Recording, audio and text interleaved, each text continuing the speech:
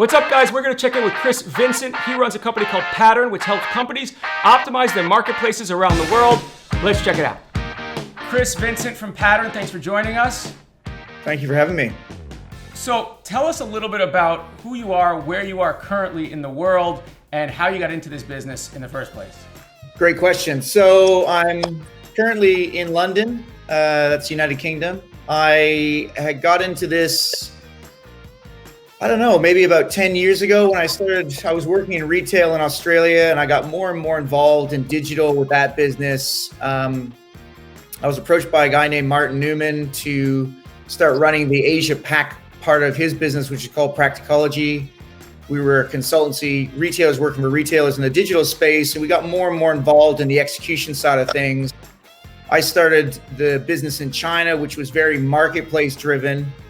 I then moved over to the UK to take over, or move back to the UK after being away for about 8 or 9 years, and started running the global business for Practicology. And we sold to a company called Pattern, which was very marketplace focused around Amazon in the US. And now now my role is running, the marketplace business or the global business for Pattern outside of the Americas. And we do a lot of trade with Amazon. We do a lot of trade with Tmall and a bunch of other marketplaces, globally. In a nutshell, what does Pattern do? So in a nutshell, Pattern acquires the product from brands. We then take that product and put it onto a channel. In a lot of cases, that is marketplaces. So that might be Amazon if we're talking about Europe or the Middle East. It might be Noon. It might be Tmall, JD, Rakuten, Lazada. And we sell that product at full price. And so what we do as part of that process is we take that product and we do all the copy, all the content, imagery. We do a lot of the organic, we do the marketing. So we ask the brand to put in money for the marketing, but we run the strategy. And most importantly, above all of that is our brand management function, which is really the trade or the engine room of trading the brand to drive success. And of course, the model that we use also hooks in with legal and compliance, depending on the market that you're in. So in the US or in US and Canada, we do MAP pricing. But in places like Europe, MAP doesn't exist, and MAP doesn't exist actually outside of North America. Generally, it's called retail price maintenance, and that's illegal. But in places like Europe, we do something called selected distribution, which is basically setting criteria that allows you to selectively distribute your brand. So we work with a legal firm called Voorhees. They're based in the US, and they're partners globally to help enforce that for brands on behalf of brands. And of course, we comply with those criteria like we comply with MAP in the US. So it's basically an all-in model. And I guess I position ourselves or talk about ourselves is almost like a digital wholesaler. A digital what? A digital wholesaler. So in the traditional sense, we now do it in a digital capacity. So that traditional wholesale model where, they would set up infrastructure and stores, we just don't do any of that, but we do all the other facets of what a wholesale business does. But most importantly, we don't discount. Okay, so just to break it down for people at home. So there are essentially 3 models for selling on marketplaces with, let's say, a third-party provider, it sounds like, and you correct me if I'm wrong. One is the wholesale model like you have, where you buy the product essentially and you are a turnkey solution for all the assets or the parts of the marketplace sale. The second is a percentage of sale where a company will say, hey, we'll take care of everything, but we want a percentage of your sale. And the third is a retainer where somebody would say, just pay me a certain fee on an ongoing basis and we'll manage everything. And of course, the fourth is a hybrid of that, correct? Yeah, correct. That's right. Okay. So now, obviously, if you're the wholesaler, there's a certain selectivity that you're going to bring to it. What are the ideal criteria you look for in a brand partner that you'd want to be a wholesaler for?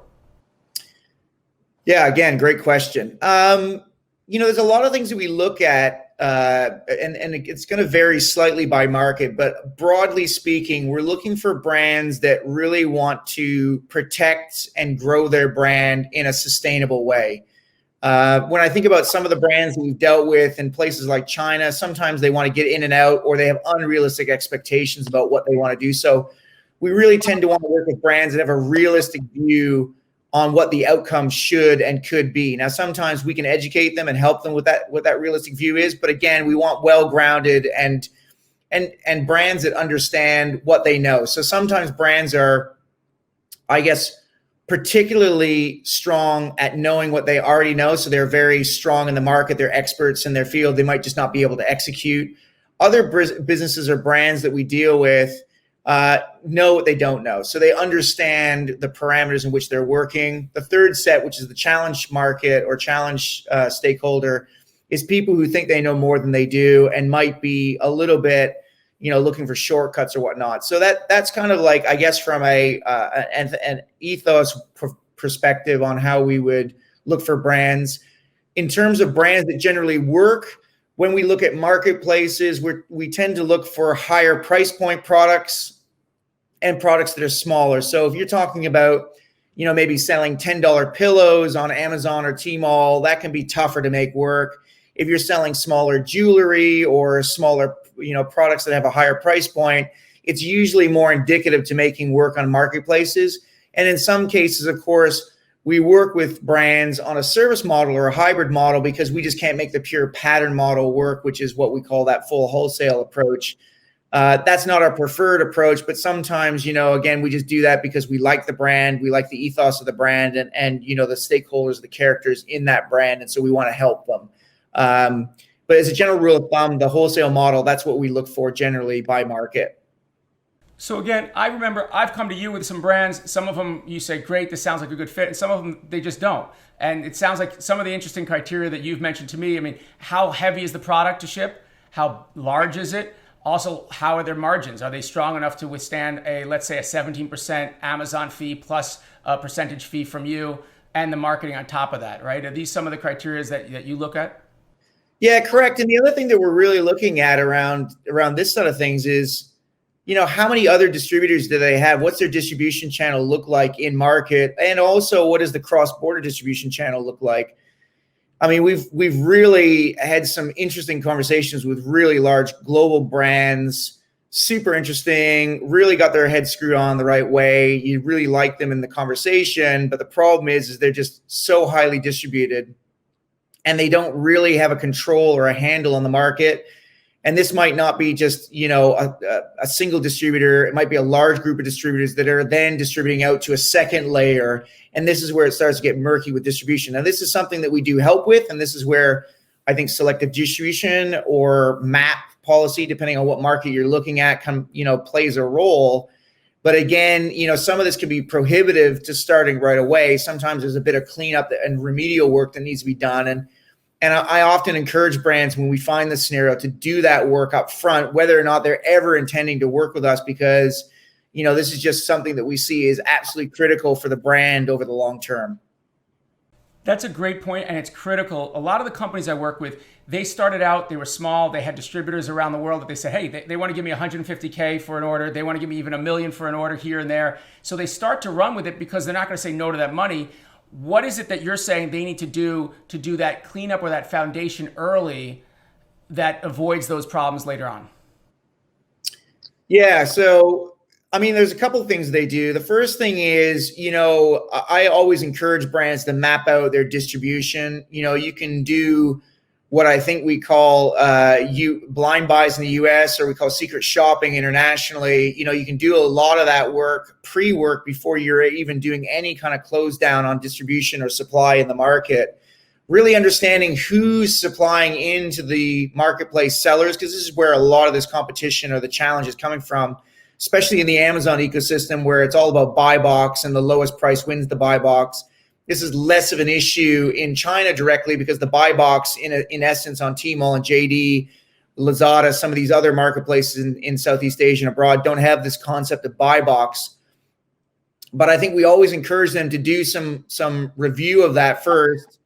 Then I think it's really about getting the right advice and putting a set of policies in place that help you selectively choose who distributes your product. Now, this is selective distribution in Europe is a big thing. It's used in other markets. It has been considered, I think something that has been really in the domain of luxury brands, but a lot of businesses are starting to use this now as a way to choose who gets their products and who's representing them, especially in these high visibility channels. So again, it's about setting up that policy and then getting that policy in place. Again, we can't talk about price in international markets. What you're trying to do is set the barrier high enough that people who are legitimately interested in your brand and making sure that your brand is represented properly, and which means, again, indirectly, the price is being not, you're not being discounted heavily, but the brand equity is being upheld. You've got a lot of good content, a lot of good copy, and they really care about the long-term sustainability of your brand, as opposed to people who are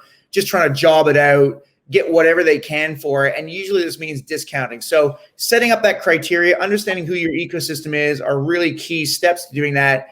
And in places like Europe and Australia, we kind of think this is from the criteria set up through to closing down the market.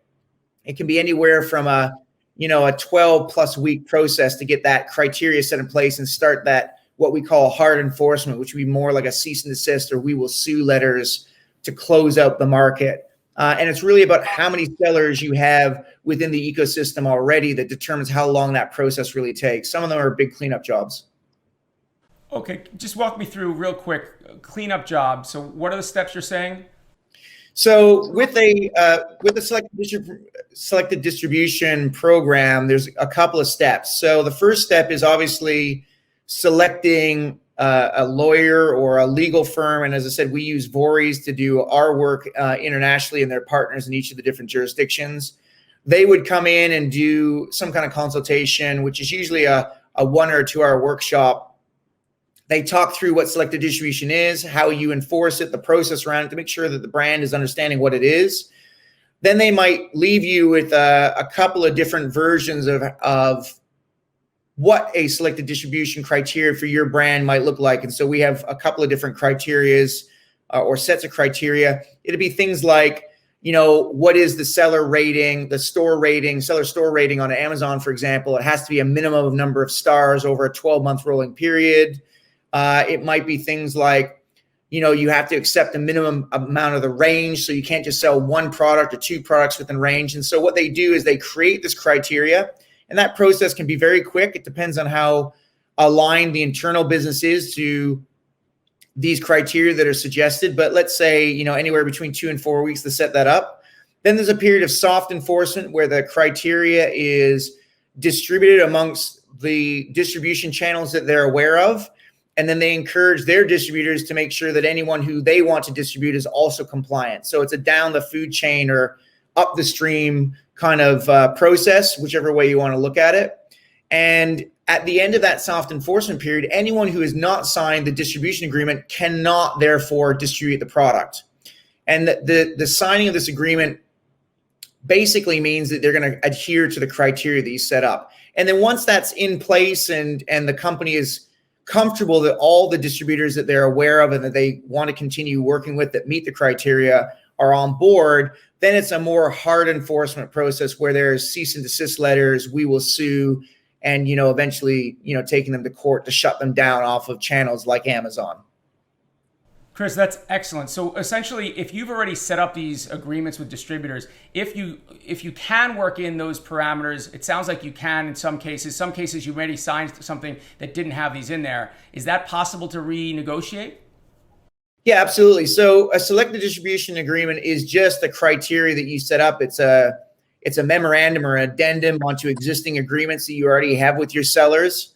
And, some brands, however, feel that they need to wait until the contract is up before they will actually then renegotiate or add these addendums in. So sometimes this is a process that brands feel that they need to take a bit of time out for and wait till contracts come up for renewal before they push this in. But essentially, this is something that can change at any point. So if you have a set of criteria that you already managed to use your distribution within a market or a region, and you decide that it's not as rigorous as you would want it to be, or it's in fact too rigorous, then you can make a modification to that criteria. You just then need to go through that same process where you roll it out, give them some consultation time. So it's soft enforcement saying, look, we really want you to comply with this process or this new policy. On this date going forward, it's going to be more hard enforcement. So we'll have to cut you off, or, we will send cease and desist letters. But for now, we're just encouraging you to do this. And then it just goes through like that. So it kind of follows through that same process. And it's something that brands and businesses are really embracing internationally to make this happen, because we're finding that increasingly some of the tactics that we're seeing on marketplaces like Amazon in the US are being exported very, very quickly to every other jurisdiction globally to try and take advantage of some of the loopholes that marketplaces offer some of the sellers, and to make it just, one of these things where you can close down distribution really quickly. We just can't see it working long-term for brands without it.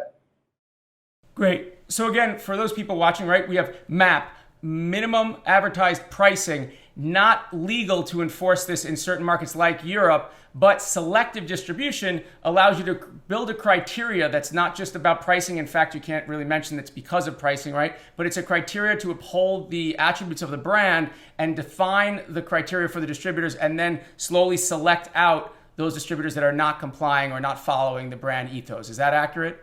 Yeah, that's correct. What I don't understand entirely is how Pattern works into this, because you are the wholesaler online and I have distributors, let's say around the world. I've signed exclusivity perhaps in a region, and that may give them the rights to sell online. How do the two merge there? Well, so we've got to be a bit arm's length with this, right? I think the important piece to this is when we work with a brand, our ethos is the brand wins, right? And so this is about representing the brand properly in the marketplace. We just know that, when you have 30 sellers with all kinds of crazy content, images, it's a very different experience as versus one or two sellers, ideally one. The brand uplift and the sales uplift you get is just tremendous, and again, it's different by market, but we've got a lot of stats that talk about, how powerful that can be. And if you think about it from a consumer's perspective, if you go onto a marketplace to look for a product set, or in fact a single product, and there's 28 or 30 sellers on that product, it makes you hesitate and you're not really sure of which one you should look at. Or there's tons of variations that look like it's the exact same product being sold in the marketplace. You just don't know which one you should choose. So, what we do in this process is we allow the brand to have the tool sets and the experience that we have. And part of that experience is working with Voorhees, but we're really arm's length on this. So the process that the brand goes through with Voorhees really is really invisible to us as a seller.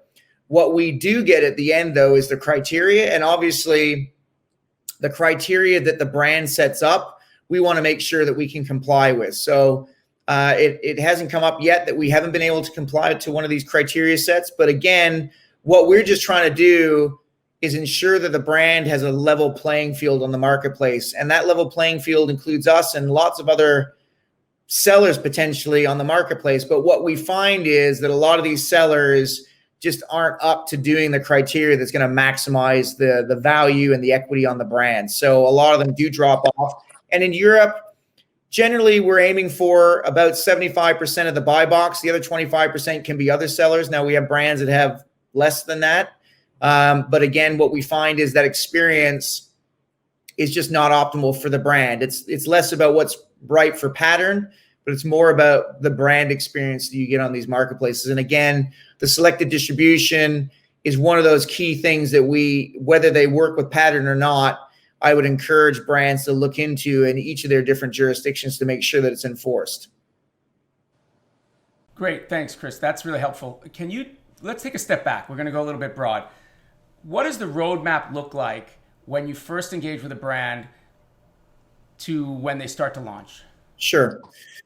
So typical roadmap and international for our business might be a little bit more complex. Oftentimes what happens is we have brands that, we work with in the US, they want to go international. COVID-19, the whole outbreak virus, whatever you want to call it, is really, I think, thrown a lot of brands for a bit of a turn in individual markets. So of course they want to go internationally, but they don't necessarily want to spend a huge amount of money building the infrastructure. So with brands that don't necessarily have a huge amount of, what I would call experience in those markets, what we do is something called a roadmap for growth. And this is something we put together, and it looks at all facets of their business, including, external factors like competitors in the market, pricing, how their brand is being, I guess, represented if it is being sold there. Now, sometimes brands don't think they're in China or Europe, but hey, guess what? They are, and they're being sold by, third parties. So what we do is we do this analysis. Probably takes about 2 or 3 weeks. We do a bit of a deep dive on the brand, the product sets, and we find out, what the competitors are doing. And so we go back with a whole set of recommendations, including what we would need to buy the product at in order to sell it in that jurisdiction. Now, again, Amazon is the same animal in Europe as it is in the US and Canada and the Middle East, wherever, but the pricing structure in each of the Amazons is slightly different. So the wholesale margin might be different. And of course, we might make recommendations if they're not in the market around how they should price their product to be competitive. And in some cases, we recommend that brands price up. But once we go through that process with a brand, and sometimes we do that with brands that are already established, we do a huge amount of this work for the China market, because oftentimes what we're doing is we're doing a takeover and a fixer-upper. So, when we look at this, we're looking at the current situation and what we think we can grow the brand to and from if we were to take the brand over. And again, we're looking at the same factors, how they're operating. So in China, it would be stuff like, what's their customer service function doing? How they're representing themselves in the different channels. What are they doing on social media? Are they using influencers? How aligned is it? What's their strategy regionally versus across China? Sometimes people tend to attack China as a whole place instead of regionally, which we think is more effective. But we look at all these factors, and then we present this back to the brand.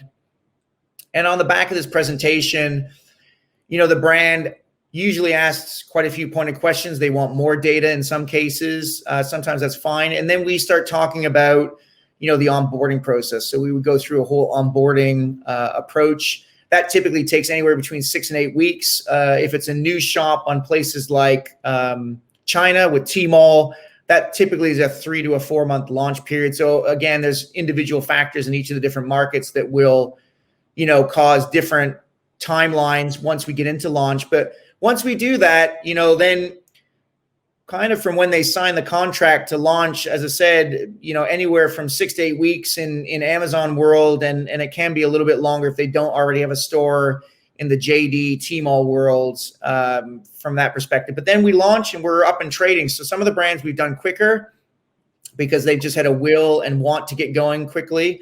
And some of the brands has taken a long time. Like we've had, conversations with brands after we've given them some information. It's taken them a year to come to a decision afterwards because they've tried to use that detail, to work with the existing incumbent partner and really trying to sort things out. But, a lot of the brands that we get with are pretty quick.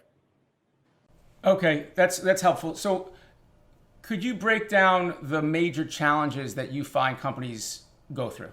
Yeah, absolutely. There's some really common themes there. The first one is pricing. Now, whether that's pricing down or up in the market, the key thing that we tend to recommend is you really need to be careful when you're pricing up or down more than 10% from your home market. And there's obvious reasons behind that. You've got what we call daigaos in China, or group buy shoppers, or diverters, whatever you want to call them, but they will take advantage of those price arbitrage opportunities and really hurt you on the gray market or the parallel import market. So price is certainly one. We often do take a huge amount of time and educate the brands on customs, imports, tariffs. That can be a huge catch for a lot of brands. Again, personal imports in most countries in the world allow you to get away with a lot more when you start shipping product in country.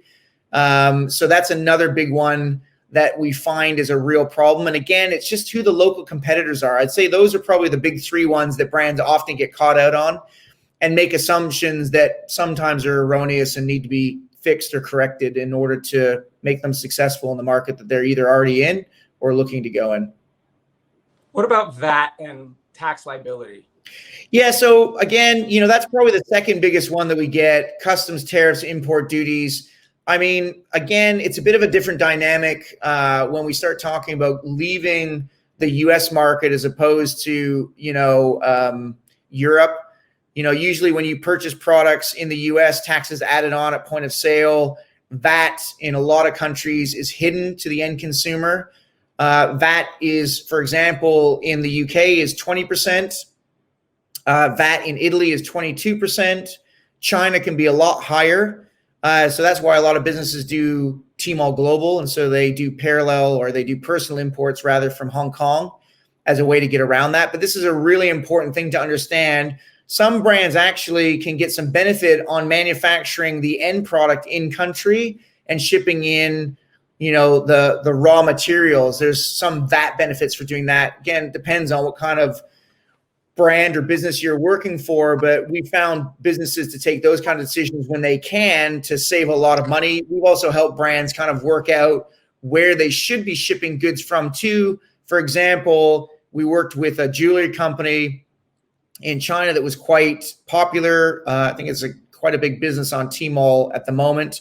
And they built their business from Thailand, which has a free trade agreement with China. So they were really able to get around a lot of the tariffs and import duties that they would have had they manufactured, in head office in Europe, as an example. That's a great example too. Let's just dive a little deeper. If I'm manufacturing in China, for example, and I want to sell on Tmall Global, which is the cross-border direct back into China, do I have to pull my inventory out and then resell back in? Yeah, you do. So and again, I don't purport to be a tax expert on China, but what I do know is there are certain manufacturing facilities that are able to ship into China after they've manufactured the goods. Not all factories can, but you can save a lot of money by actually going cross-border from Tmall Global on some product sets, as opposed to just keeping it within China for sale in China. So we work with some brands that, have had upwards of 30 to 40, and on some luxury goods, I think it's upwards of 50% tax that's put on it when it goes into market, which is one of the reasons why Chinese consumers are pretty savvy when it comes to shopping in places like Europe for goods, and going out to look for those luxury goods, especially. But there's other categories. Again, I'm not aware of anything that is not taxed going into China, but let's just say there's quite a variable amount of tax that can be applied to goods. And those rules do change quite regularly depending on, which way the China government is going at that particular time. Sure. I would imagine some of those manufacturers might be set up in a free trade zone, if that's even possible. So they manufacture and then pull it direct out. That'd be smart. Yeah, absolutely. I think one of the biggest takeaways, though, is consumers will find a way, like water, they will find those pricing that is advantageous for them. And so the idea of hiding it beyond 10% up or down, as you're saying, is really antiquated or even just impossible at this point. No. Yeah, I mean, it's very difficult. Like you think about the state of retail 25, 30 years ago, you could get away with all kinds of stuff, even within a market that consumers couldn't see. I mean, there was localized pricing, even in London, you could go from one borough to another and, basically find a product that would be cheaper in other places because they thought they could get, they didn't think they'd get away with the higher prices. Now, I mean, this is where marketplaces are really game changers for the environment, because people in the UAE are even shopping on Amazon US. I mean, they're pricing the local goods. And again, you got to think about some of these markets, the way that distribution works. Every person that touches the product through the chain is going to add a little bit of value onto it and a little bit of cost. So by the time it makes it to the end consumer in a place like Dubai, prices are between 30 to 40% more than maybe what they'd be paying in the US. So these consumers are going on to the Amazon.com instance, and they don't mind if they have to wait a week if they get it for 40% cheaper. So consumers are very, very savvy when it comes to cross-border, and this is only going to get more prolific, especially with COVID-19 and people wanting to get access to goods and looking for online shopping opportunities. We know of a few markets like Hong Kong and the UAE, which has become a lot more digitally savvy in the last 6 months because of what's happening. And I think this is only going to continue as we go into the future. COVID-19, from where I sit, is not going to go away any point soon. And so consumers are going to continue to look to marketplaces for where they can get their products, and increasingly look for international marketplaces to see if there's any arbitrage opportunities. That's great. Thank you. That's very helpful. I'm gonna say a few things, a few words, a few questions real quick. If you can just give me your most succinct version of those, it'd be awesome. We're just going to kind of run through them. It's like a hot box. Okay. Hot box is a different thing, actually, from college. Forget about that. This is a hot seat. Okay. Why do people place inventory in the Netherlands? I mean, the Netherlands is just the most central place in Europe. Logistically, it's just well set up. It's close to all the major markets, including Germany. And, generally the cost of doing business in the Netherlands is cheaper than some of the other markets. But it's not necessarily where you need to put inventory if you're going to sell into Europe? No, it's just that a lot of people do. I mean, we put our warehouse there. That is just one of the most central points in Europe. You can hit France, Germany, Poland, the Nordics, Spain, and Italy, all within a day's drive from the Netherlands. So centrally, it's just set up, and the Dutch are very savvy when it comes to distribution, and they've done all kinds of benefits tax-wise to setting up businesses there that do distribution to other markets.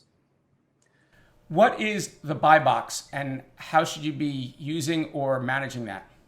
Okay, the buy box, from my perspective, is so when you look at a listing, the buy box is basically the seller that has the lowest cost FBA listing available on that listing. So you could have, 20 different sellers on a particular product page.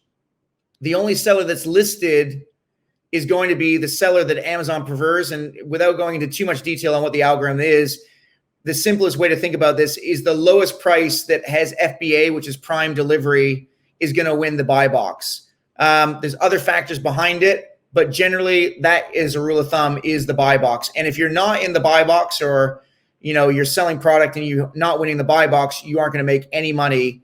There's another thing about suppression, but I won't go into that. Let's just assume it's not suppressed. So the buy box is basically who is the lowest priced prime seller on that product amongst all the listings. Can we dive into that suppression thing? And I'm not sure if you're going in this direction, but let me state something. You tell me if this is accurate. If you're selling 1P, or you're selling direct to Amazon and they're distributing, and they find that you're selling anywhere else for a cheaper price, I don't know if this is in any market or in a given market, they will suppress your buy box? Yeah, so suppression of buy box can happen on any listing, doesn't matter if it's Amazon or not. The suppression happens when they're scraping another site and they find a cheaper price. Now, if Amazon is selling the product 1P, typically what Amazon will do is they will drop their price down to the point at which they're still making some profit. So if you're selling, I'll use an example, if you're selling a $20 item and it's being sold for $12 off platform, Amazon will drop their price down as close to $12 as they possibly can in order to win the buy box. And if they can hit $12, they'll go to $11.99 and they'll win. Basically, they'll beat the price they see in the market. If they cannot beat that price, the Amazon 1P business will suppress the listing, and then they will get in touch with you to say, in order to fulfill this product from Amazon, you need, there's better offers out there in the market, and we recommend this price to you. If you're a third-party listing, unless you drop the price to that off-platform price, they will automatically suppress your listing, which means the product disappears. Wow. So I just want to walk. So when you say 1P, right? 1P is when you're selling direct to Amazon, and yes, they'll suppress your buy box if they find that there's any other place in the market, both off marketplace, meaning not in Amazon, and on Amazon, and they're going to say, hey, either A, we're going to try and hit it ourselves because we're the buyer, Amazon, or if we can't somehow make it work, it's because probably it's not workable, and you're going to need to either, they're going to take it off and say you can't fulfill, or they say you've got to figure out a way to match it on our marketplace if you want to sell. That's 1P, right? And then there's also a 3P too, right? Yeah, well, so the difference between 1P and the 3P world is we don't automatically drop our price. The Amazon promise is that they will match any price in the market. Really what they're going to try and do is beat it by a penny. But the reality for a brand is, let's just say you're selling to Amazon. Let's use the same example I used before. Amazon's buy price is $12. They're not going to ask you if they can drop the price. They're just going to drop the price. And then what they're going to do subsequently is they're going to go back to you and say, we can't make this product work at $20. The real price of this product is $12. And so we need you now to, in order for us to make a profit, we need you to sell this product to us at this price, which would be like $8, $7, $6. And really what happens then is the new price in the market becomes that $12 until whatever happens to that listing, or, you know, the off platform or the on platform competition goes away. In a 3P model, we don't automatically drop the price. What we do is we might stay suppressed for a while, and that gives the brand a chance to resolve the problem, but it doesn't make the problem go away, which is there is a distribution issue where there's a significantly lower price or a lower price than what's being shown on Amazon.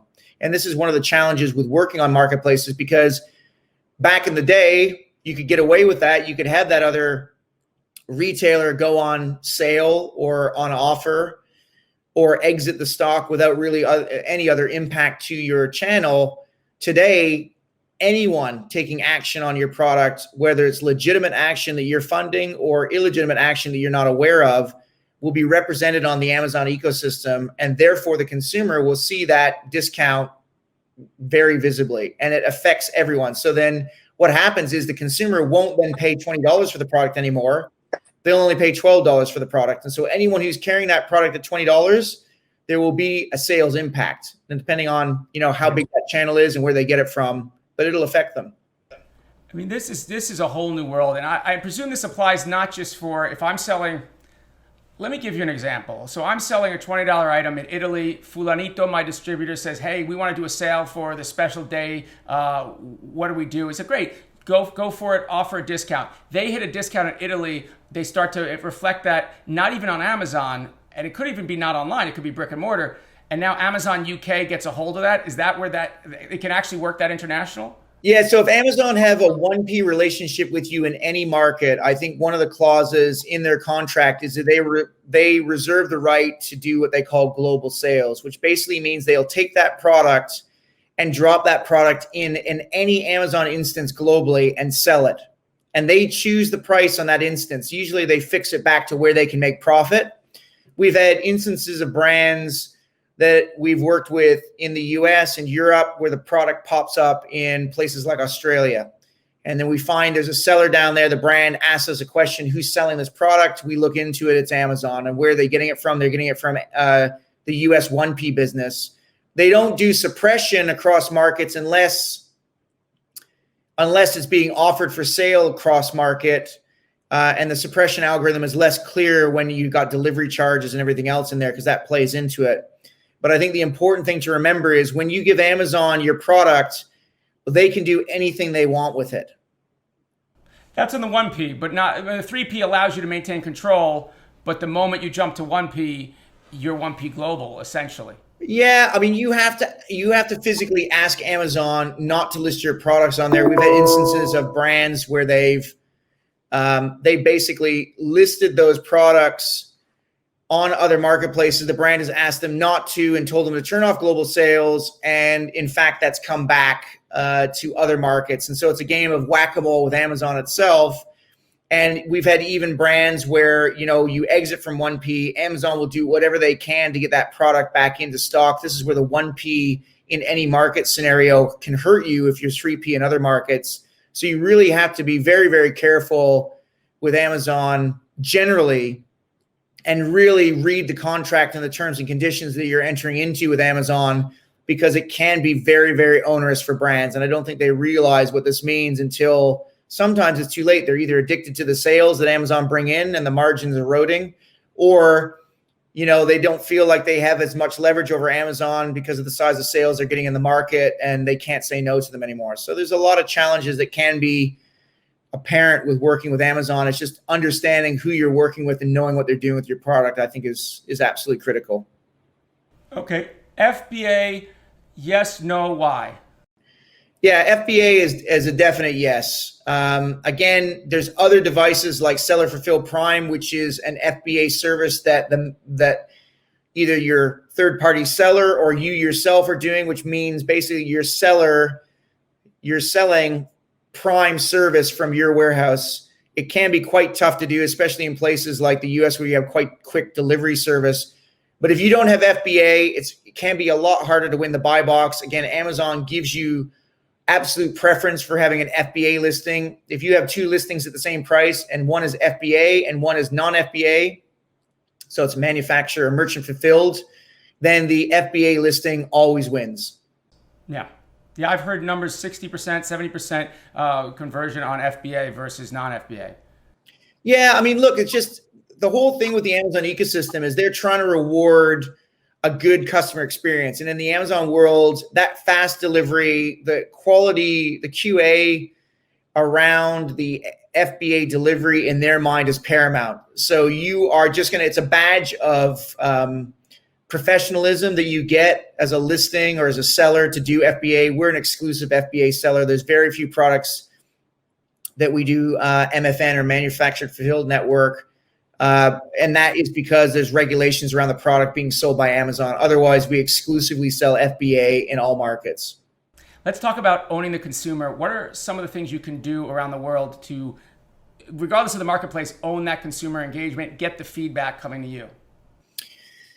Yeah, so a couple of things that we would do. I'll talk about on platform or on marketplace. I mean, manufacturer, I would say working through the listings, making sure that you're curating the Q&A and also the customer feedback is really critical. I think that's really as far as you can go on some of the on-platform stuff. I mean, if we start looking at Tmall and JD, the Chinese culture is very customer service oriented. So a lot of the transactions, 80 to 85% of transactions come through some form of customer service within the channel. So I think for me, retaining the customers and making sure that the customers are coming back to you continually in a place like China is really about educating your customer service function. We spend a lot of time making sure that we get a lot of good brand training. We invest heavily in understanding the brand aesthetics, and what we do when we get complaints or questions or queries about the product set. I think when you're starting to talk about off-platform tactics, you can start to really leverage KOLs, key opinion leaders, influencers, depending on which market you come from, and really talking about and doing stuff like, off-platform events or off-platform, media pushes. We find these to be really effective to driving sales on all the channels. And again, making sure that you're being able to engage the customer in the way the customer wants to speak to you. As I said, on the Amazon platform, we're a bit limited to how many touch points we can have with the consumer, but it is certainly about making sure the listings are up to date, the images are best practice, the customer service is, answering all the queries that come through the channel, and especially any of the Q&A and any of the feedback that we get listed on the listings itself is really important. What do you feel about some companies that say, well, if I'm in the marketplace and I've already optimized my .com, let's say, having a parallel opportunity in the market and driving consumers from, let's say, an Amazon, either through inserts in their actual packaging or discounts on their own site or unique SKU sets or bundles. Is that an interesting tactic for you? I mean, you've got to be really careful. Amazon frown on any kind of insert. So if they were to catch you, I think they would be a little bit cross. I mean, it's easier to do when you have boxing around the actual product set itself. Whereas if you have naked products without any boxing, it's very hard to do that unless you have it stamped onto the product itself.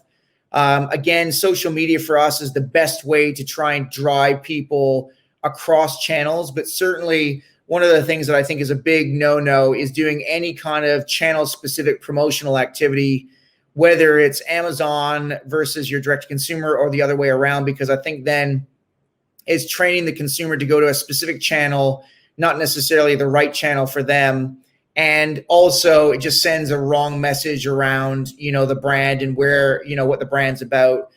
Generally, we try and have people be consistent in terms of, any promotional activity they do. As a brand, we don't necessarily advocate that. We like to have all of our promotional activity funded by the brand.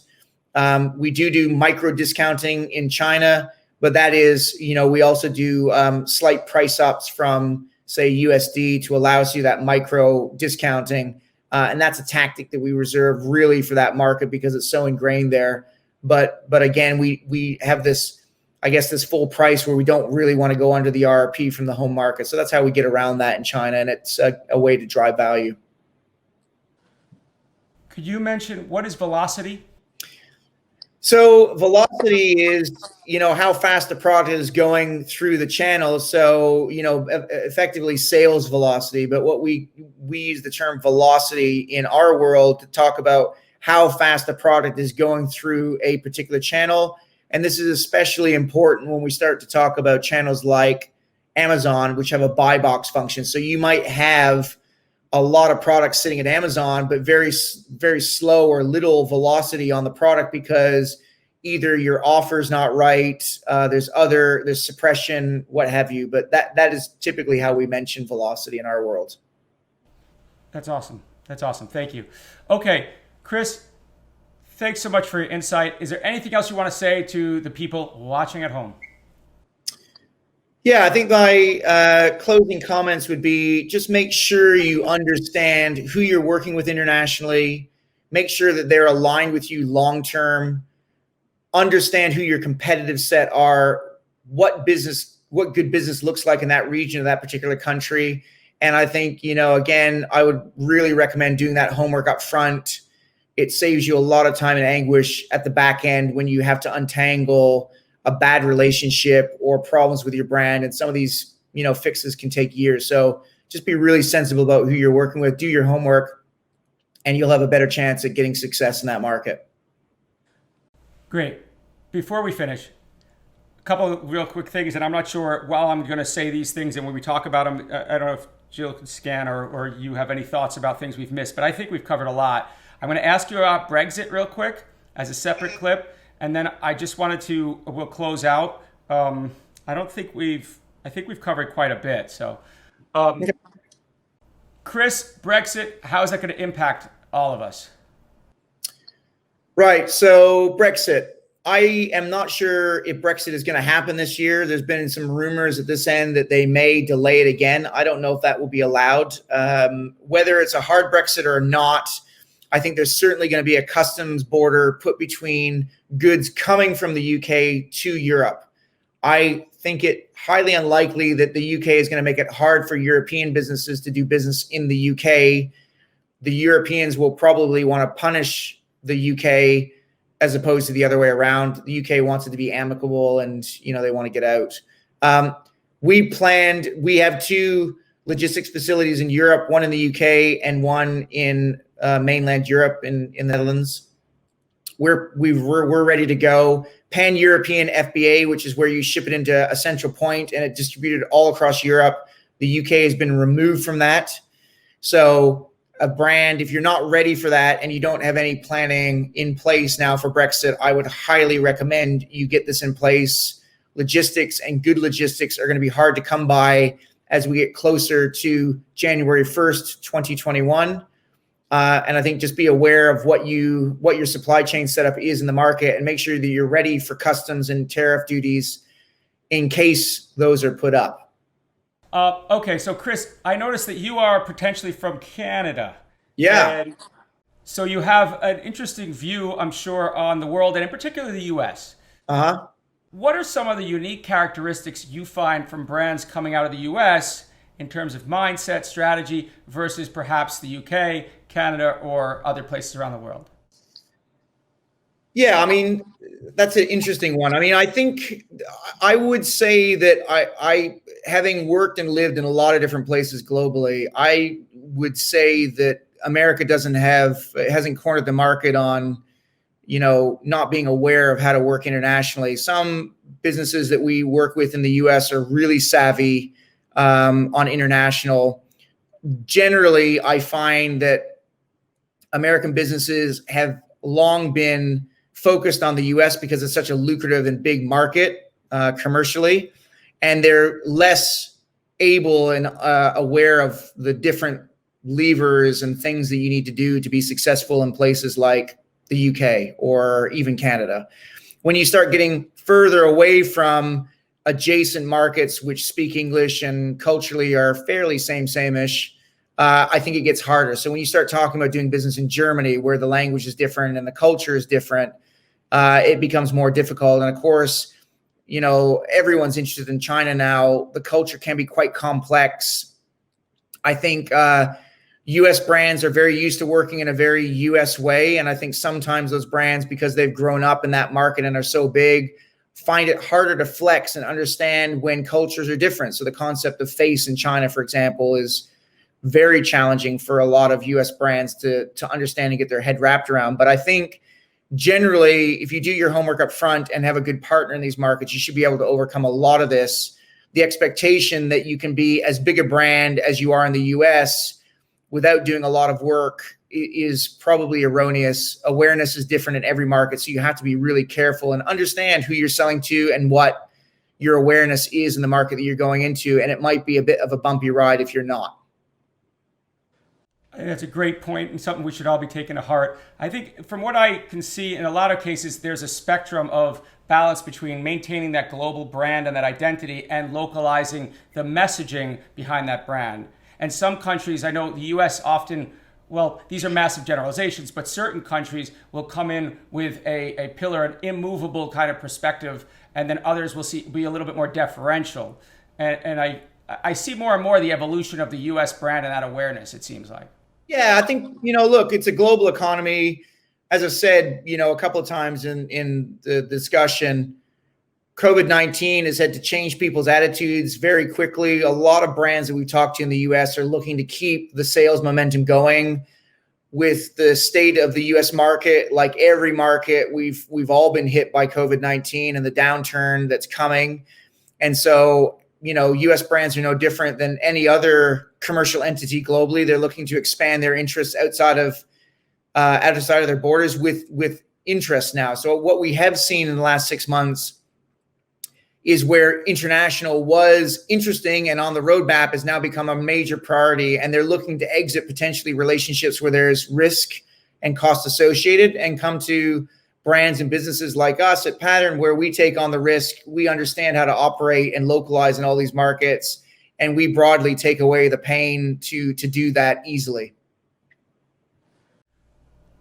I noticed we didn't talk about the brands that you represent. Are you willing and able to just rattle off a few of them? Yeah, sure. So we represent brands like Kong, the dog toy company, Moet, Champagne. We work with Skechers. We work with Pure Encapsulations. A number of brands in different areas. I think at the moment we probably have something like 90 or 100 brands that we work with globally. Some of those clients like Kong, we work with in virtually every market where big marketplaces exist. Other brands are more localized, but what we are finding is the broader our offer is globally, where we're excelling in those markets, the more brands want to come with us everywhere. That was Chris Vincent, a Canadian in the UK, helping US companies, among others, go global through marketplace optimization. So takeaways: 1, figure out the right distributor relationships you should have. That's selective distribution. 2, figure out your brand identity. Make sure it resonates throughout the ecosystem on marketplaces as well as offline. 3, beware of and take advantage of marketplaces. They can be both a wonderful support mechanism and an Achilles heel. Lots more. We'll see you soon.